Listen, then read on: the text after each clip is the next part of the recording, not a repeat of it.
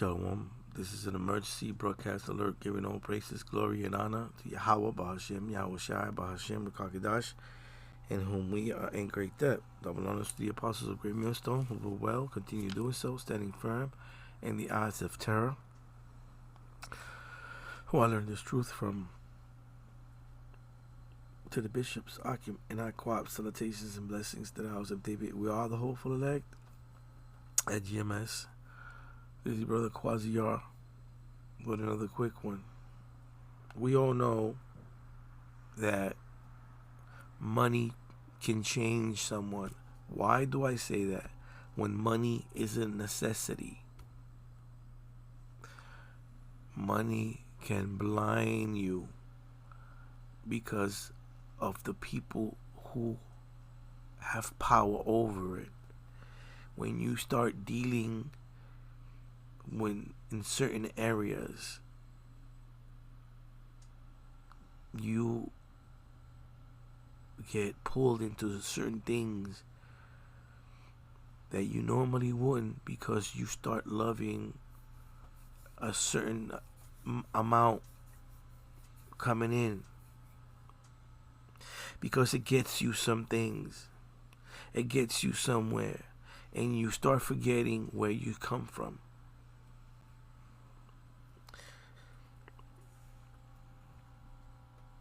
So I was going to read a scripture, but I think I better let you hear first. Okay. So now, look up, go to the, did you find it? Found it. Look it up. It says... Where you at? Tell them where you at. We're in the Ben Yehudi's English Hebrew dictionary. And this is on page 117, and it says, God's name, and it has the first letter, the Yah, and the Ha. Right. The Yah means he. That stands for he. Okay. Go to the front for me real quick and look up the tenses. Okay. Right there. And then what page are you on? We're on page 10 of the prefix. And the prefix, and it says... Before he continues, this book, I know Apostle Tahar introduced him to it. He could deny that all he wants. And I just got here. But I know through other brothers, them bringing out that book, saying who introduced them to that book. It gives you the present tense, and it has Hawa. Right, Hawa for present tense. And when you go down, it says am or is. So when it says Yahweh, let's look at it again. When it says Yah, standing for he, the Hawa means is or present. He is. Okay, that's his name. Yahweh. Okay, it's not you hey, wav hey. There's no vowels, as we proved. We proved it. That's not his name. Neither his name is his name. His name is not Yahweh. Yahweh or Jehovah. That's not his name. Neither is his name. Let's go back to this real quick. Oh, here we go. Right. Let me go look at this real quick. Check this out. I wrote down Jehovah for you. How did the scholars come up with this name? They broke up this name into syllables. 3 syllables. Jehovah. 3 syllables. We proved there's no J in the Hebrew already. We proved there's no E because the vowels came at the end of the 8th century under the white man. Okay? Neither is there an O. There's no O. That's also came about during the end of the 8th century. So his name is not Jehovah. Okay? And there's no V because that's a Latin letter. There's no V in the Hebrew. So what did they do? The scholars kept the syllable breakup of Yahweh, the 3-syllable sound, and they simply changed the letters. They changed the Yah sound, the Y to the J, the I at the N to the E. They changed the A here, the Ah sound, the Ah sound to an O. Okay, and they changed the Wa to a Ba. Okay. Now, let's further prove that this is correct down here. I'm going to go to this book entitled The Concise Dictionary of English Etymology. Okay? It says the Concise Dictionary of English Etymology. by Walter W. Skeet. Inside this book, we're going to go to page 225 and look up the name Jehovah. It says Jehovah, Hebrew, Yahovah, or more correctly, Yahweh, God. See article on Jehovah in Dictionary of the Bible.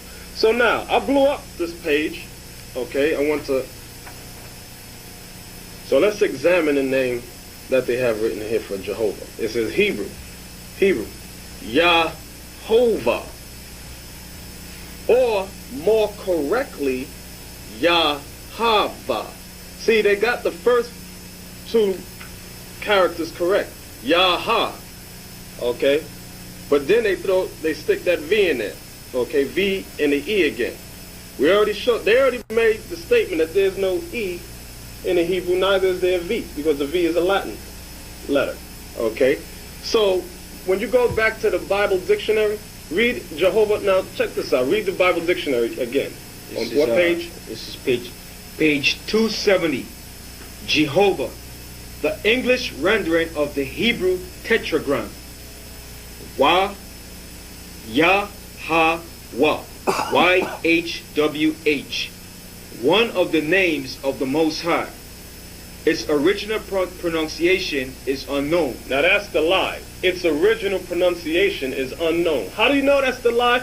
Because when we went to the Concise Dictionary of English Etymology, which is the history of the root of a word, when we looked up Jehovah there, it says Jehovah, Hebrew, Yahovah, or more correctly, Yahweh. Okay, so they know the Lord's name. So then, thereby examining it, when we go look at the name, Jehovah, the three-syllable breakup, the tetragram, the Y, the H, and the W and the H is pronounced Yahweh.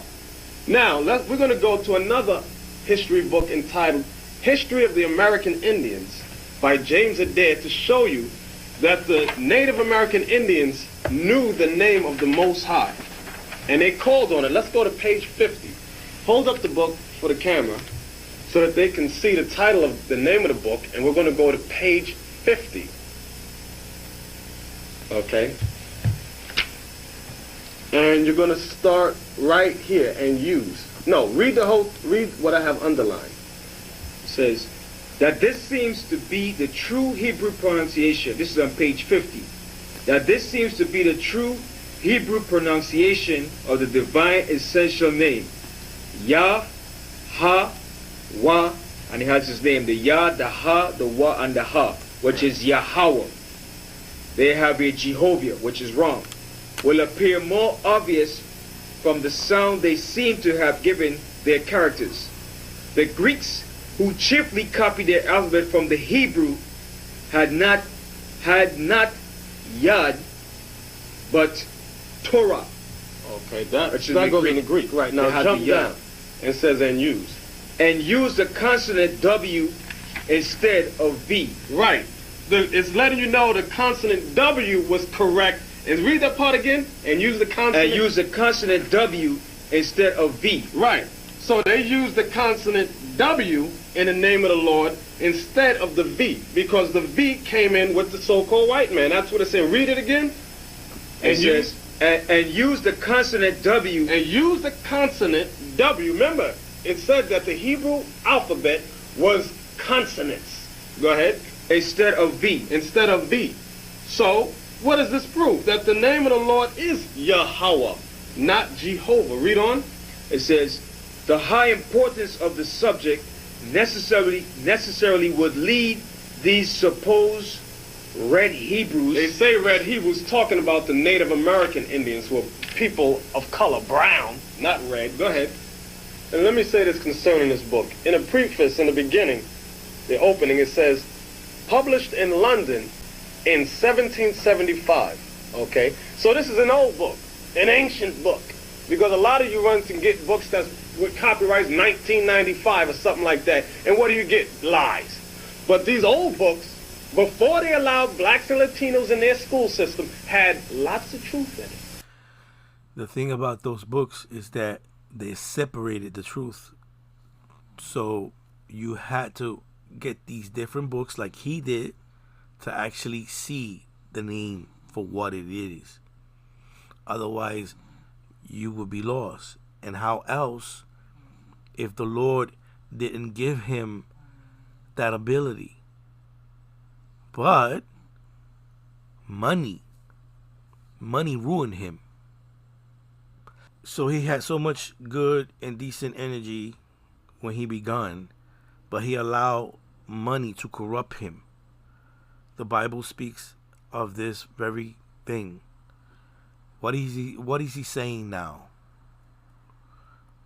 And make war on this planet when he returns. Go ahead. His eyes were as a flame of fire. That's right. And on his head were many crowns. And he had a name written that no man knew but he himself. So what you arguing and fussing for? He's going to give us a name right now. Don't nobody. When you hear Negroes say, we already know the name, it's Yahweh Shai, that's crap. So either. You see what happened? Now he's denying Yahweh Shai. Remember, you saw a video of him breaking down the names of the Father and the Son perfectly, right? This is Matthew 10:33. But whosoever shall deny me before men, him will I also deny before my Father which is in heaven. I just want to make the point. 1 Timothy 6:9. But they that will be rich fall into temptation and a snare, and into many foolish and hurtful lusts, which drown men in destruction and perdition. For the love of money is the root of all evil, which while some convert after they have erred from the faith and pierce themselves through with many sorrows. I think you've passed that point, Bishop Nathaniel. But then again, I'm not Yahweh Bashim Yahweh Shai, but he's very clear what he says. If you deny him, I'll read that again. 1 Timothy 6:9. But they that will be rich fall unto temptations and Salakia.